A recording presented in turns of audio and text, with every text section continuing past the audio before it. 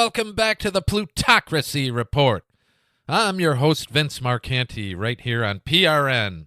And there's one thing we all can admit for sure. This show knows how to rock! That was Saxon, who I used to listen to when I was a headbanging teenager. I don't listen to him anymore, but that freaking intro is awesome. I love the drums.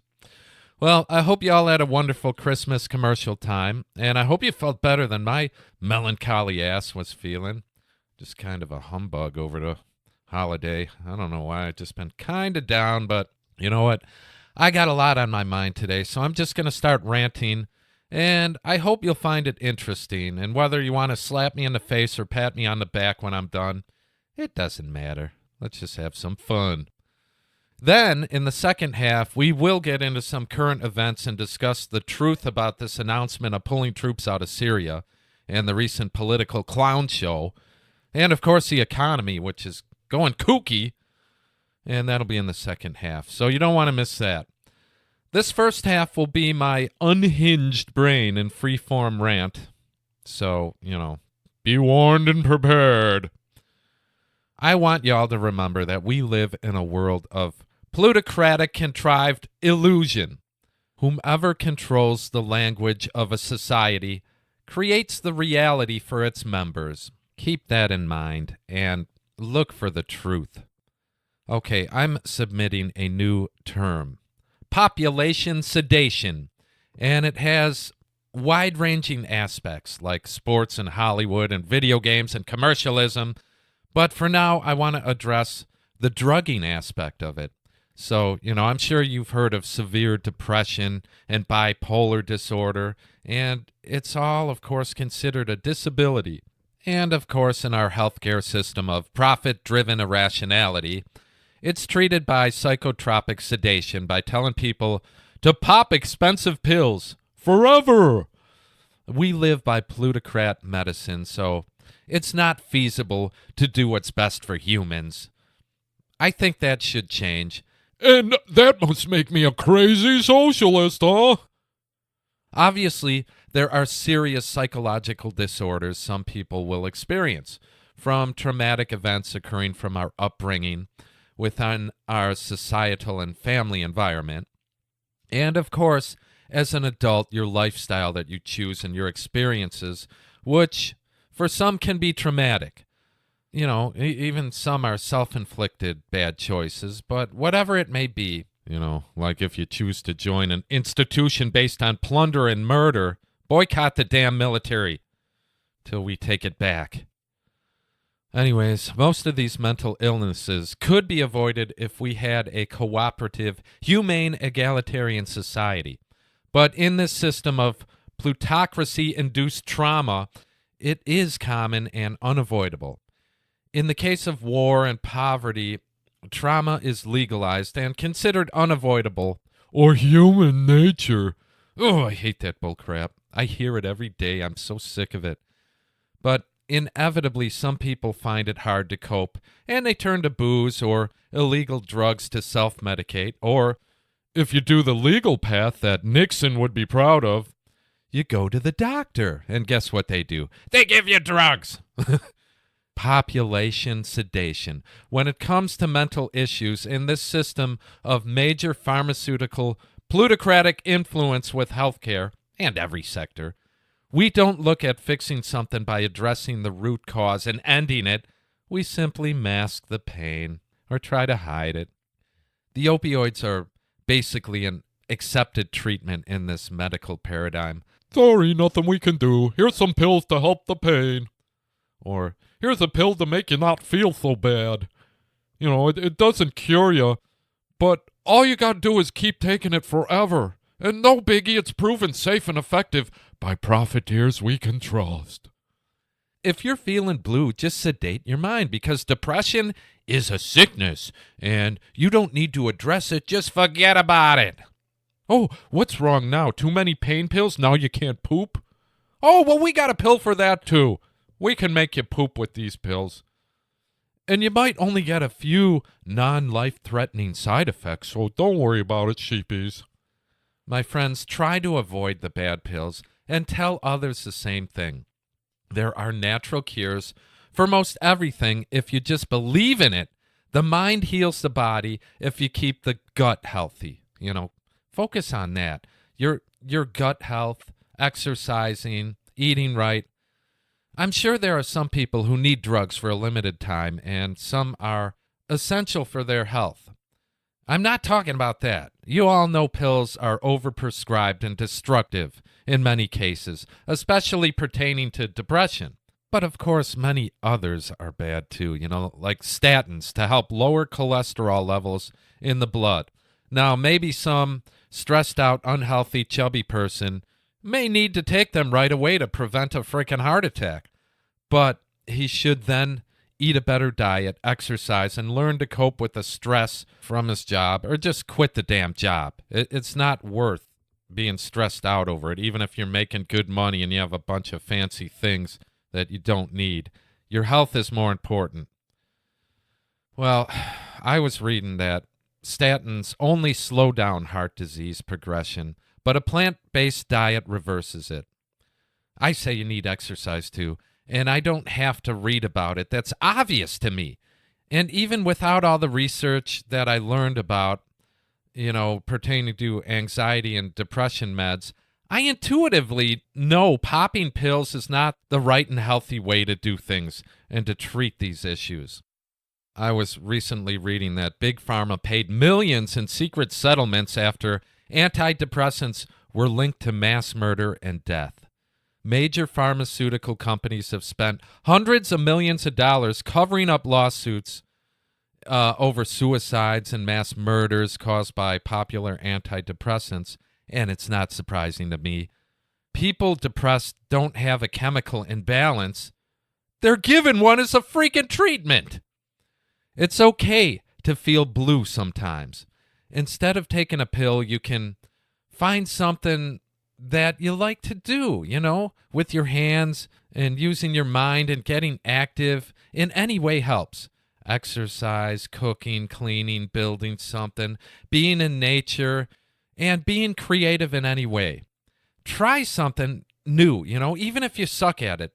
And helping people or improving nature around you, that will bring the joy of connectedness, which is what many of us lack. And we'd all feel much better if we felt connected with each other in nature. And it's hard to get that, I admit it. For me, geez, I feel isolated most of my life, and I'm trying to change that. But it ain't easy. All you have to do to get started, though, to address depression is admit crap gets to you. And it's perfectly normal for a human being. After years of self-experimental research, Dr. Vince has a cure for the blues. Depression has to be accepted first before it can be treated. Then you can begin to feel gratitude in the little things, in the present moment.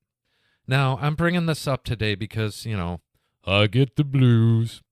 I get them on and off, and it's predictable because I am a concerned examiner of our callous social order. I am also highly empathetic and caring. I'm not bragging or anything because it's an excessive way, and it sometimes is debilitating. I'm not happy or bragging about this high level of empathy because it kind of sucks. But it's who I am, and that's not going to change. If you remember my last show, I was pretty darn motivated and excited, but over the commercial holiday, I've been finding it hard to beat back the pessimism and, the depression. It was building from ignorant things I was hearing in the media and people on social media, and then it finally hit me when I took a walk down to the Fox Lake last week. We've had above average temperatures for a couple weeks now, and I even went golfing because it was so warm, and that was fun, but I went down to the lake and sat in the sun, which I could feel burning on my face. I mean, the UV intensity is amazing to feel on my sensitive skin, and it is increasing every year. I can assure you of that. Well, on my way back, I was beginning to feel a bit melancholy, and I looked down at the side of the road, and I saw garbage scattered along the ground. And the more I looked for it, the more I found. And I didn't even notice it on the way down when I was in a better mood 20 minutes prior. But now I can see plastic bags and beer and soda cans and McDonald's wrappers, with their cups with the plastic lids and the straws sticking out. And most of this crap will end up in the lake. So I picked up as much as I could in my hands and my arms, and I carried it back to my trash can and threw it away when I got home. And I got angry in my heart, and my thoughts said, "Why fight for a better society, Vince? Maybe we deserve to die. Too many people just don't care about their impact in this world." I'm not talking about just the litter bugs now. If a majority of people are selfish and unconcerned with their own impact in the world and have no interest in helping make a better society for all by changing what we are accustomed to, what's the point of finding and spreading truth like I think I'm doing? Positive perspectives and humane solutions is what I want to tell the world about. And that's what gets me blue, because the defeatist voice in my head says, "Come on, Vince, this is silly. No one thinks like you. Let's give up and join them in casual capitulation." Well, I will never do that, and I will never give up, and I will never take pills. And we don't need every sleepy sheepy in America to prevail. Screw those goddamn litter bugs. Because it does not take a majority to prevail, but rather an irate, tireless minority, keen to set brush fires of freedom in the minds of men and women until we take back the power to govern ourselves.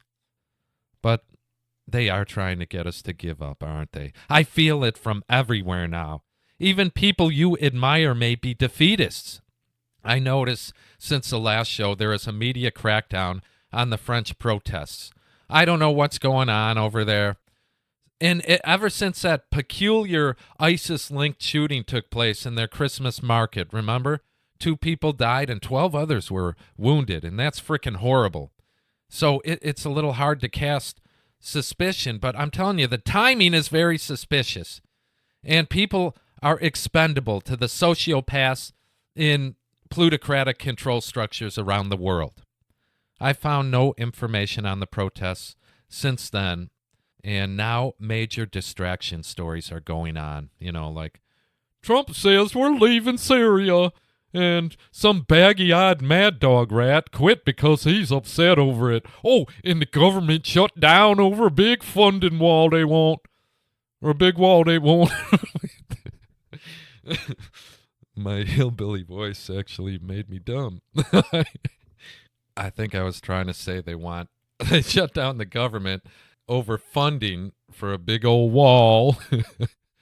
Well, when these stories come out, people always scurry back to their sheep herds, whenever a big story breaks. Because sometimes they start to wander away from the herd and question things. But, once a big distraction story is unveiled, they scamper back to their sheep herds. I talked about starting a new party and tell the truth that Republicans and Democrats are subservient to the plutocrats, and sometimes people listen to me. But when they get all caught up in mainstream political pageantry presentations, they don't want to hear what I got to say, so they don't hear what I got to say. They just block it out, and they call me on the righty side a liberal retard, and on the lefty side, they smugly berate me as an uneducated right-wing conspiracy-believing moron. You're just too uneducated to know how great Obama was. Oh, man, they drive me nuts, but mostly what I hear is how dumb and unrealistic I am from both sides, and I get very little inspiration. But I do get some from a few of you wonderful Pluto heads out there. But the insults and negativity is getting to me because our time is running out. We should know better by now. We are at the most crucial point of human existence, and Most are unaware of the need for positive action now. So my energy was wavering and I slacked off for a week. Oh, okay. Let me be honest before my truth monitor goes off again. I've slacked off for most of my life. But I worked hard to survive. I work hard for peanuts to survive. I just slack off in my dreams and my aspirations. But I'm going to kick myself in the ass. And I'm planning on writing a book on the way our system really works. And it will also be a manual for overthrowing our plutocracy and how a better system would work. Now, I need to stop thinking about how most likely hardly anyone will read it and how disappointed I'll be, just like after the last book I wrote that I couldn't even get most of my friends or family members to read it, and it's been tough for me to get started on this new project. I'm afraid of disappointment, I'll admit it, and that is what debilitates us in life. We have to just do what we feel like doing, and if we fail, do it with grace and try again. That makes for a fulfilling life. Not what you didn't do. That's what will be your regrets on your deathbed. And it doesn't matter if you haven't started yet and you wasted most of your life. If you still have your health, you can start right now. It don't matter how old you are. We are here now. Let's do something good with our remaining time, my friends. My goal is to unite people by breaking the state-contrived ideological stagnation by showing how things are out of control now. But we can change things. It's very easy, and we can do things intelligently in a way we can all agree upon. This means talking to the deeply brainwashed neoconservative working class that say, liberals are the greatest danger to society because all they want is free things. I know this is true. I talk to them and I watch the crazy crap on YouTube, and I know the propaganda that they choose to believe. The lefty side also uses this goofy righty bigotry and irrationality to corral their sheepies by fear of them. Let me quickly use an example of the last time Alex Jones was on mainstream news. It was just before he got censored. Now, the NBC News segment first explained how he has millions of listeners and says crazy and dangerous things like, the Sandy Hook massacre was a hoax, and there's an elite pedophile ring at some pizza parlor, and the government is controlling the weather, and he even says the horrific events of 9/11 was orchestrated by people within the U.S. government. How insane, huh, lefties? The government would never do that, right? We could trust them. The segment goes on to show how crazy this dude is, with brief bits of Megyn Kelly interviewing him, and it's clear this guy is as crazy as a loon. So a big part of this mainstream propaganda is that anyone who questions the official story of 9/11 or knows geoengineering is going on and what it's really for, oh, well, you're just like Alex Jones and you believe all the infantile comic book conspiracies. So you're as crazy as this maniac, and we're not even going to consider what you got to say. And this guy is bat crap crazy, and millions of people listened to him and made him rich. Probably because alternative views are rare in the media. And, now there's a bunch of crazy kooks out there. But for a while, he was like one of the only people you could turn to for a different opinion. But what a psycho he is now, and probably always was. Now, they focus the segment on how dangerous he is because a listener shot up the pizza place where he said the Clinton pedophile ring was at, and how kooks were calling and harassing family members of the victims of those poor kids who died at Sandy Hook, and that's freaking horrible. They didn't look at 9/11 and weather manipulation, of course, but they explained how he and the president have a special relationship, and you know what they kind of do. Like Trump called into his show when he was campaigning, of course, because this idiot represents millions of voters, and they have some similarities of psychosis, to say the least. Freaking narcissists.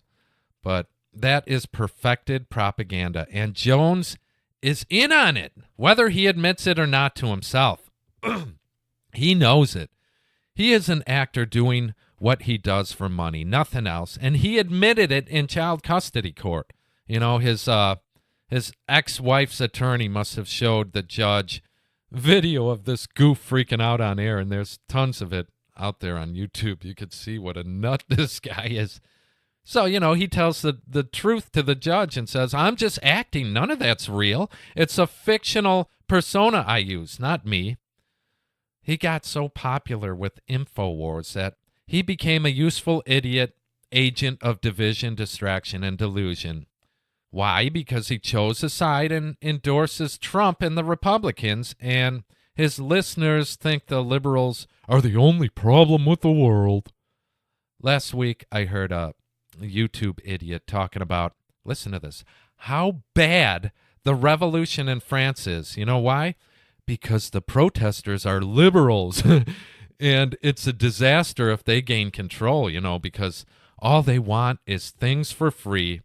And they want to take it from people like him who earned it, you know, even though he probably lived off his parents till he was 28, and they probably paid for his college and tuition and room and board. But no one else should get things. Only us upper-class people. We have to talk sense into people who are misinformed, and some of these alt-righty dudes, they might be dangerous. I mean, they have guns, you know, lots of freaking guns. And this guy was saying that we can't let the lefties win a revolution. You know, in other words, he's saying, be ready to kill these sick-minded liberals if they revolt.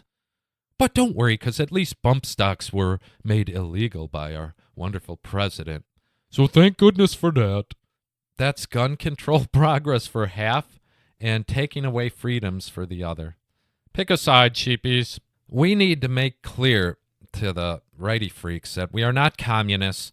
We are freedom-seeking rationalists, and we happen to be humane and social like we were meant to be.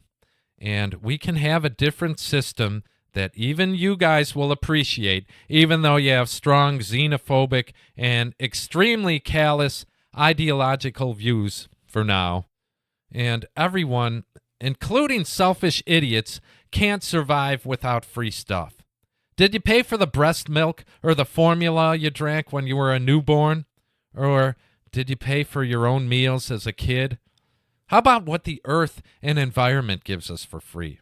Cooperation isn't freeloading, and removing the existing power structure doesn't have to be a communist takeover, and we don't have to repeat the horrific aftermath of the Bolshevik Revolution in Russia, 1917. They think every revolution will always end up with a brutal communist dictator, and history always repeats, and, well, I guess they got a point historically speaking. But it can be different this time. We are smarter. We are more advanced. The answers are obvious when we view the problems without bias and preconception. We just need to do what's right. Just do what's right. That should be our slogan. On the other side, we have to get these idiot lefties to stop believing this corrupt government will be just fine if we elect more Democrats.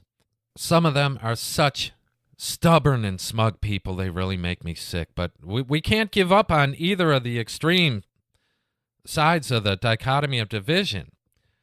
They think opposing Republicans is all they need to do to feel like they participate in their government. And they're being good citizens by voting for Democrats. Okay, well, by the way, when trying to open sheepies' minds, don't use words like I just did and call them selfish idiots and stubborn and smug, even though they are. In fact, don't be like me at all. I'm a bad man. I'm a mean man. No, I'm just passionate and strong in my convictions, and they are contrary to the beliefs of many people, and I get angry. But just let them know we can do better.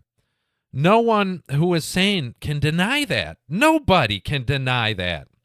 All right, so back to this freak Alex Jones, and the comic book conspiracies that he spreads, and the craziness spreads like wildfire. I see lots of people who think laser beams were used to destroy every house in the campfire, and solar radiation management is called chemtrails, and they're not trying to reflect the sun because global warming's a fake, but they're spraying poison to slow kill us or make us gay, or they're spraying tiny nanobots for us to breathe in. They'll take over our brains and make us gay or vote for Hillary. Freaking crazy, goofy people.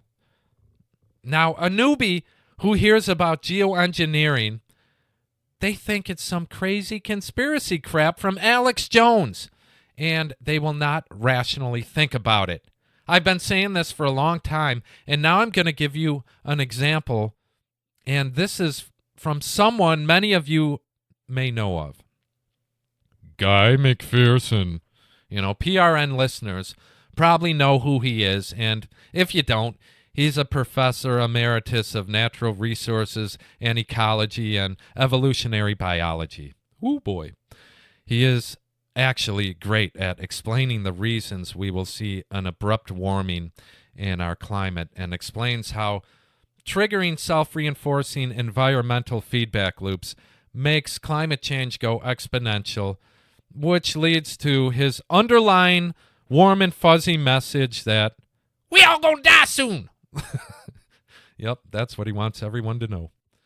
I find his information fascinating and verifiable, and his prognosis is plausible, but I don't agree with his timeline of extinction because there's no way anyone could predict the path of nature and the ability for life to continue with great accuracy.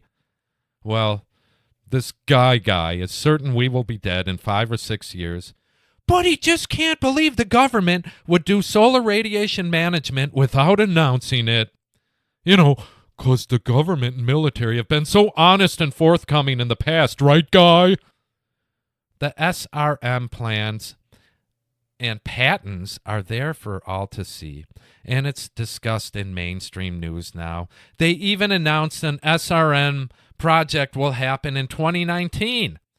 I talked about it a few weeks ago and made fun of Bill Gates, who's chipping in on some of the funding. So it's bad to the bone.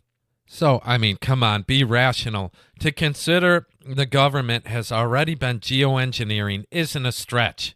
Certainly not for me, especially when I can look up and see it on certain days. Now, Guy is big on talking about global dimming, which is all the pollution particles that are up in the atmosphere blocking some incoming UV radiation. And he always points out that if industrial civilization suddenly stopped and nothing was up there from the floating pollution to block some sun, we would heat up a few degrees in a matter of months, and we will all die even faster. But he just can't believe the plutocrats, who also know this, would do something to increase global dimming without announcing it. They know climate change is the biggest threat to their profit stream, and they don't want the world to end yet, and they don't want us to think about climate change. They want things to continue as usual for as long as possible, and geoengineering assists that goal. And they are freaking doing it. It's obvious, and it's not like believing the earth is flat, because this is rational to conceive, even if the government didn't admit it yet. And why would they? Can you imagine the liability if they did admit to doing it retrospectively? So he admits particles from pollution block the sun. It's called global dimming now, but no way are they adding particles to increase the effect. He just can't believe that and thinks we are all crazy if we do believe it. Want to know his reason why he doesn't believe the obvious? Because it isn't stated in any refereed journal articles. Oh, okay, Guy. Well, they also don't predict we will be dead by 2026, but he believes that. Of course, there is a plethora of secret agendas, some we don't even know about, and you can choose to believe this one or not. It's your opinion. But don't associate rational people with right-wing comic book conspiracy nuts. This is what pisses me off beyond belief. Now, Dane Wigington mentioned a few weeks back that they invited Guy to debate climate change and geoengineering, and this guy made his decline to the offer. He made it public, and it was very pejorative and infantile, and that pisses me off. Here is what Guy McPherson posted in regard to being politely asked to debate on the radio. Rampant geoengineering dumbassery. Oh, that's clever, Guy. You're such a clever dude. He replied to the invite by saying, sorry, I won't go on the air and debate geoengineering or flat earthers or people promoting aliens to come save us. These phenomena are all in the same evidence-free category. There's no way I will tarnish my reputation with conversations about nonsense. Oh, okay, Dr. Doom, you smug prick. So, solar radiation management, which is now a mainstream topic, is in the same category as flat earthers, huh? You see what I mean? Just like I've been telling y'all about how the crazy conspiracy association propaganda works. Well, this pissed me off, so I wrote a well-stated comment to this post because, there were a few people who were berating Dane Wigington for some reason, and those of us who know what's going on, calling us all idiots. And only moments after I posted this brilliant comment, guess what? It disappeared. No doubt because it was too rational for them. He posts videos where he repeats the same scenarios over and over, and he signs off by saying, at the edge of extinction, only love remains. So I ended my comment by saying, at the edge of extinction, only smugness remains. Yep, and that's what you get from most academicians. I had to at least get that in because I found his comments to be childish and offensive, and I'm going to give you one more comment that he made about this. He said, radio has just become another way to slander me. Oh, poor Guy, it's all about your reputation, huh? His predictions are based upon an ice-free Arctic, and every year he thinks it's coming, but it still hasn't happened. So how could his timeline for extinction be taken seriously? And what if they start or are already using geoengineering to slow down the runaway melting in the Arctic? Oh, you ever think about that? He wants us to know that we all gonna die soon, and there's nothing we can do about it. But he can't even consider SRM as being used because he didn't read about it in the referee journal yet. Oh. Beware of people who only believe what they read because they can't be taken seriously. We got more than 5 years. Don't believe him, but my prediction is pretty sobering too because I think we only have until November of 2020 to confront this issue worldwide and actually implement an energy conversion plan. So I say, don't give up on taking back our government, especially not just because of what some defeatist says. Even if we are soon to depart this earth, it is our duty to try and make things better and try to save some of Earth's life support systems, and we must debate geoengineering. It's part of it. It's a mainstream topic, and it's a dangerous proposal, and we can find better ways to try to mitigate abrupt climate change. But we can't ignore this issue or dismiss it altogether like that smug Dr. Doom and many other smug government-believing sheepies. Now, yes, I got angry. I do still respect Guy McPherson for his research, and I like how he says that we should live with urgency. But you know what? That's always been true. Be here now. A long life is not guaranteed to any of us, and abrupt climate change is real, and some tipping points can no longer be reversed.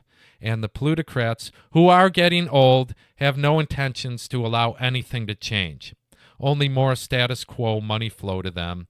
And omnicide is acceptable to them since, they haven't gained immortality.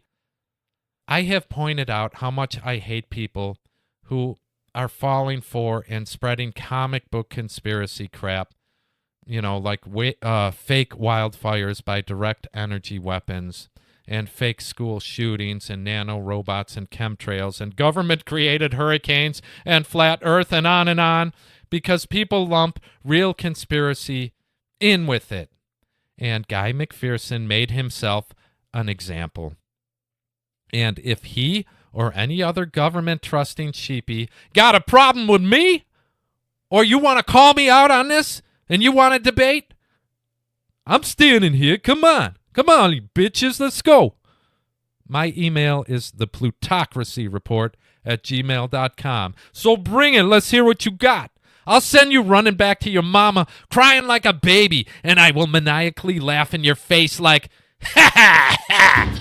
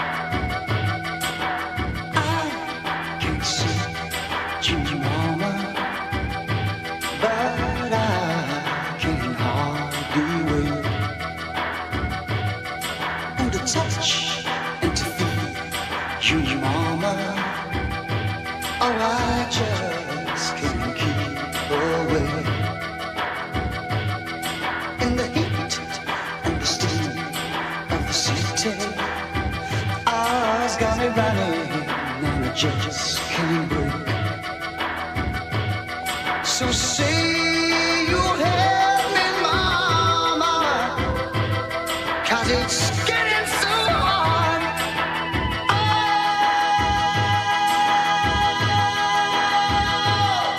now I can keep you, mama, but I know you're always there. You listen, you teach me, mama, and I know inside you care. So get down here beside me. Oh, you ain't going nowhere. No, I won't hurt you, mama, but it's getting so hard. Oh.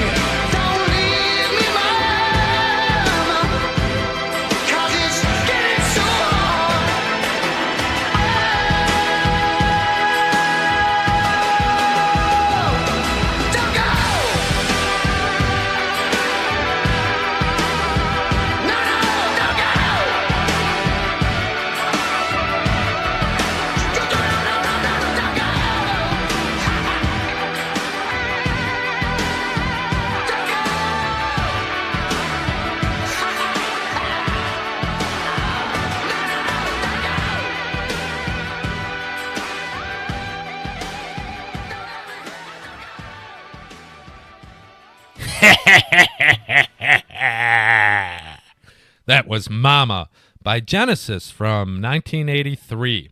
Now, they say that song is about a young man obsessed with a prostitute who is not interested in him. He has an edophil fixation on her, and he insists on calling her Mama. It's based on a book that Phil Collins read called The Moon's a Balloon by David Nevin.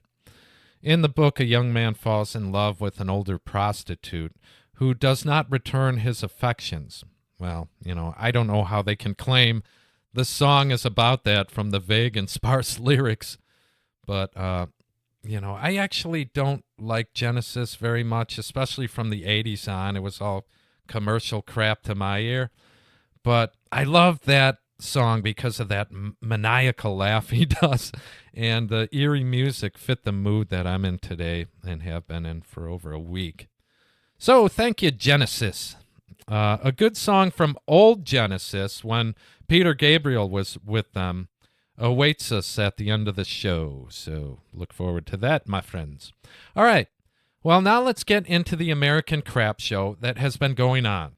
Like the head sock puppet announced what would seem like good news to the irrational ear. Troops will be removed from Syria. Oh, hooray, did we win the war? Well, I will give my perspectives as I read a bit from a Consortium news article from December 19th by Patrick Lawrence. The announcement on Wednesday that the U.S. will withdraw all remaining troops from Syria within the next month looked at first like a rare victory for Donald Trump in his admittedly erratic opposition to senseless wars of adventure. We have defeated ISIS in Syria. My only reason for being there, the president tweeted with unmistakable air of triumph. Yeah, you did it, Trump. You won the war. You won that war on ISIS, you badass you. God, this level of deception is astounding. We backed, arranged, and assisted a terrorist invasion to overthrow a leader who was playing hardball over a pipeline deal. The goal of ISIS and the war plutocrats was the same, and their death, destruction, and destitute that they caused trying to destroy another regime is horrifying and tragic. But their evil, murderous plans failed. We're leaving for one reason, because we freaking lost. So when that happens, they declare victory and leave. It's sad because most people don't know what it was all about, but we know the truth, and it's not hard to verify. It's just that most people don't care, and the level of American apathy has peaked. Hey, 21 trillion missing at the Pentagon, and they say we can't afford universal health care or have any nice things in America. Yeah, who cares, Vince? Can't do nothing about it. Who you picking for the Super Bowl? That's what's important. All right, back to the article. Don't get your hopes up. Just about everything in these initial reports is either wrong or misleading. 1, the U.S. did not defeat the Islamic State. The Syrian Arab army, aided by Russia, Iran, and Hezbollah militants, did. 2, hardly was ISIS the only reason the U.S. had maintained a presence in Syria. The intent for years was to support a coup against the Assad government in Damascus, in part by training and equipping jihadists often allied with ISIS. For at least the past 6 months, the U.S. military's intent in Syria had been to counter Iran's influence. Last and hardly least, the U.S. is not closing down its military presence in Syria. It is digging in for an indefinite period, making Raqqa the equivalent of the Green Zone in Baghdad. By the official count, there are 503 U.S. troops stationed in the Islamic State's former capital. Unofficially, according to the Washington Post and other press reports, the figure is closer to 4,000, twice the number that is supposed to represent a full withdrawal from Syrian soil. It would be nice to think Washington has at least accepted defeat in Syria, given it is preposterous to pretend otherwise any longer.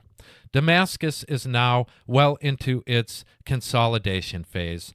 Russia, Iran, and Turkey are currently working with Stefa de Mostra, the UN Special Envoy for Syria, to form a committee in January to begin drafting a new Syrian constitution.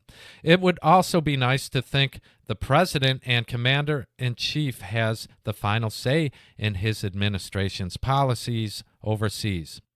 Given the constitution by which we are supposed to be governed, but the misleading announcement on the withdrawal of troops, followed by Trump's boastful tweet, suggests something close to the exact opposite. As Trump finishes his second year in office, the pattern is plain.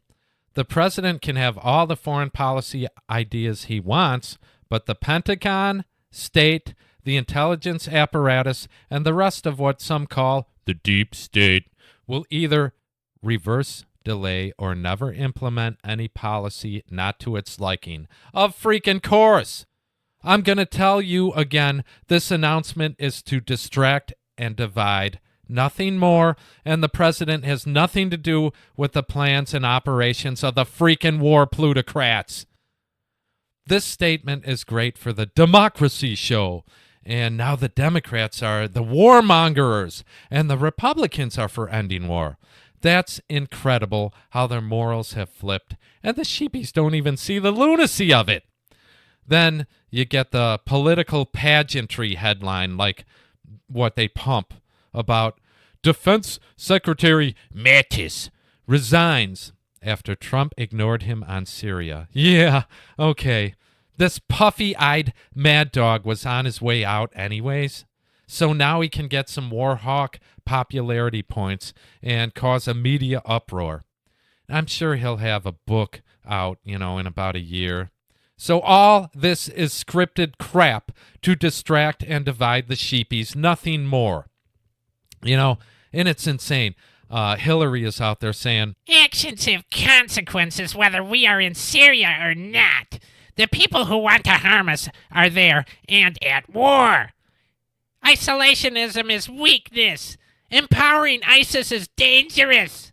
Playing into the Russians' and Iran's hands is foolish. This president is putting our national security at grave risk. Go away, you evil, crazy old bitch. That boogeyman shit isn't going to work anymore on us. I mean, seriously, she tweeted that. You see why Gerald Celente and I call her Hitlery? Because it fits. This Twitter thing is big, isn't it? I mean, everybody tweets. Well, I don't tweet. I only do Facebook. It's all I know. And it sucks, and no one wants to be my friend. So someone is going to have to show me how to tweet. I tried, and I can't even figure out how to post anything. Not like anyone would give a crap of what I say anyways, just like on Facebook. But these tweets are amazing. I mean, it's how the president speaks to us. They blame bad days on Wall Street on one freaking tweet sometimes. I mean, it's incredible. Anyway, wow, can you believe that this is the lefty talking point script, that Hillary just said? Now, Rachel Maddow and CNN and all of the lefty mainstream narrative is going to echo that. Lefties should be talking about ending the entire war machine, and now they are the warmongering party. And their supporters believe whatever their party says, even if they had to change their whole ideology on war. And it's nauseating to me, and it should be to anyone who has a brain. But I believe their numbers are falling. Trump holds them together, and it's a big distraction because some of them will support Democrats because they think it's the only way to oppose Trump. You see why he is a useful idiot and was meant to win in 2116? I mean, even, you ever read that Zero Hedge guy because he has good headlines and you think he knows what is going on? Even he's fooled by this crap. They think, well, maybe Donald Trump is really challenging the deep state and he's trying to be a modern-day Kennedy. Really? Are you that freaking dumb? Go look at what he said before he became president. Realize what he is. Democrats only want a better and more polite liar like Obama. You know, he could drone bomb a wedding party and make you think he saved a community. So nothing changed just because they moved 2,000 troops to a different base, you know, a few miles away. Believe me, this is all political pageantry, and until we take back our country, the war plutocrats will continue to cause death, destruction, and plunder illegally. And something will happen soon. I mean, maybe they're going to go into Iran, and maybe they have a new false flag that's being planned out. You know, I'm sure of it, actually. And Syria will not be left alone. I mean, check out these headlines. Israel attacks Damascus on Christmas. SAA air defenses intercept hostile targets over the capital. You think spoiled rats give up just because they lost? Here's another. Netanyahu vows to intensify attacks in Syria after U.S. troop withdraw. Yeah, well, all Nutty Yahoo does is lie, but he told the truth there, huh? Well, let's keep our eyes on this, but just let everyone know, saying we are moving troops out is just for headlines and distraction and division. We know who controls our military actions, and it ain't the dim-witted president. We need to overthrow the deep state war plutocrats and immediately change political policy, domestic and foreign. All right, real quick, a final market update for 2018. 2 shows ago, I announced my prediction from last March that the markets would slide into correction territory by November, and I admitted I was wrong because I was off by 1 month. Because it's here, and this is what I expected. So I now officially reverse my ruling and declare I was right within a 30-day grace period. Well, don't panic, my friends. The big crash isn't here yet. That can only be caused by environmental issues because our monetary system is based on nothing. The plutocrats mastered the fiat system, which is at comical debt levels. I mean, you can misplace $21 trillion and no one even cares. Okay, well, let's at least audit the Pentagon for once, right? I mean, that'll create a lot of jobs. Oh, sorry, it failed. Let's just let it go now. Nothing is real about the markets, only our compliance and agreement to accept the dollar and never replace it. That is its intangible value and the only thing that is real. So they know what's going on. This is inevitable, even when we pretend it isn't.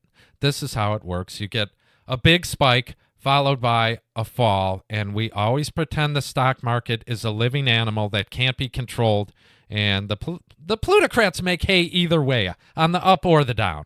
Nice system, huh? No need to change that, right? I want to read a headline from Newsweek that proves the president listens to the Plutocracy Report.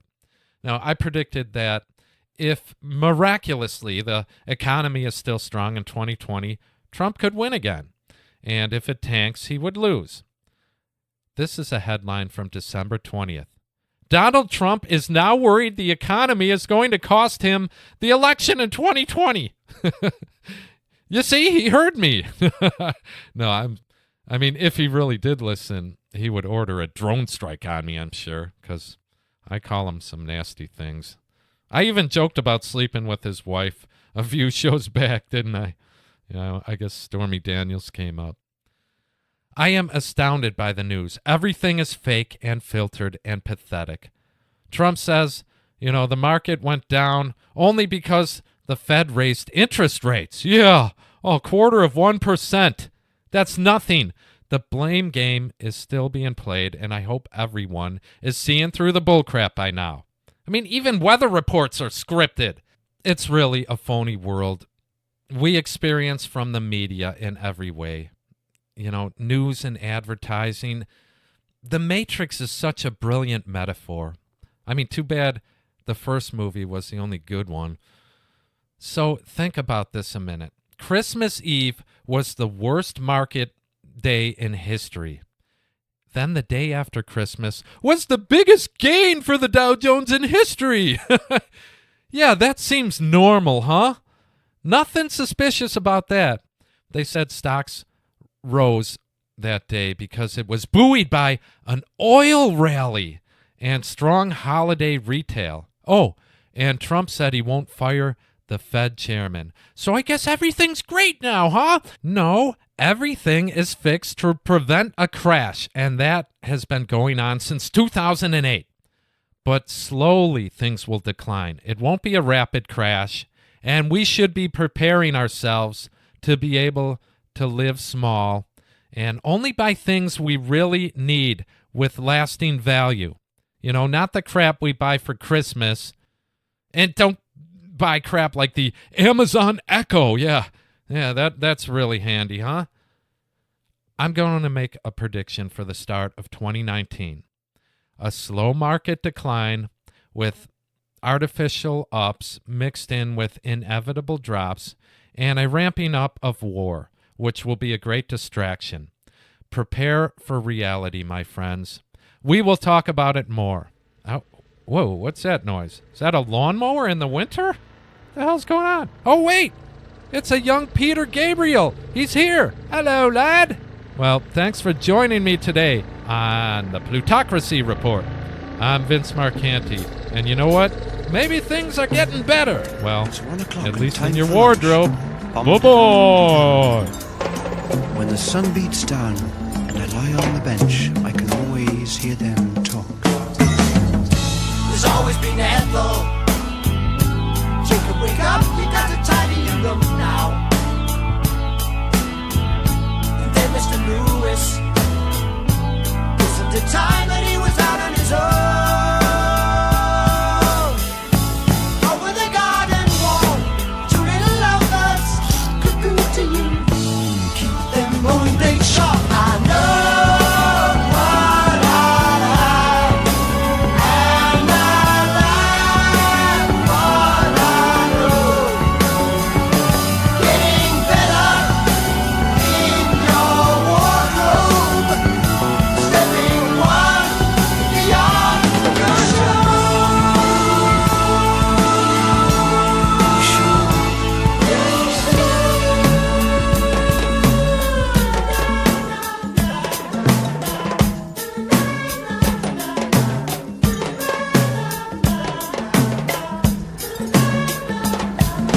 Sunday night, Mr. Farmer called, said, listen son, you're wasting time. There's a future for you in the fire escape train. Come up to town. But I remember the voice from the past. Gambling only pays when you're winning. Had to thank old Miss Ross for schooling a failure. Keep them moving sharp. I know what I like. And I like what I know. Getting better in your wardrobe. Stepping one beyond your show.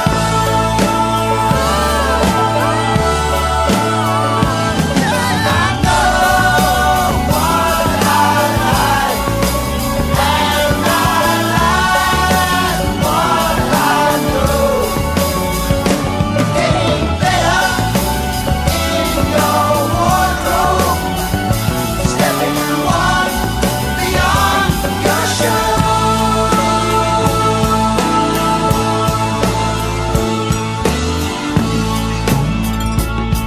When the sun beats down and I lie on the bench, I can always hear them talk. Me? I'm just a lawnmower. You can tell me by the way I walk.